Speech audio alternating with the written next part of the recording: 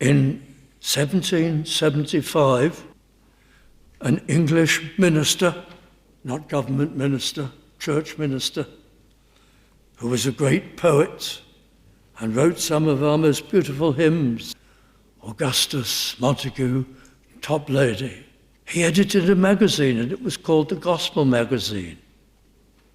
It was very popular in those days.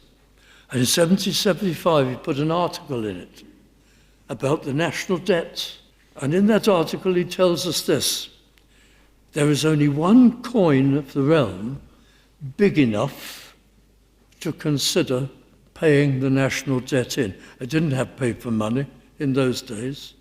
But if you could only get your hands on enough of these coins, it had been calculated that you would need a half-ton cart, which was the standard transportation cart of those days, drawn by horses, obviously. You would need a line of such carts filled with this coinage, which would stretch from Land's End to John O'Groats to pay the national debt. In other words, even in 1775, the national debt was unpayable. What's all this doing in his magazine? Well, I'll tell you. He then has a little heading: a spiritual improvement upon the foregoing.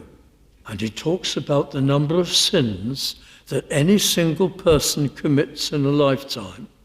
You can do this calculation for yourself if you want to waste the time on it. It'll shock you. Say you've got so many waking hours in a day, and you're sinning all the time. Because sin is not only what you say and what you do, but your state. I am selfish. I am this. I am that. So the sin clock is going all the time. Every hour of your waking day, so many sins. So many days in the week, in the month, in the year, 70 years. How many sins? The figure is astronomical, into the millions. How can you pay for that and get to God? You can't.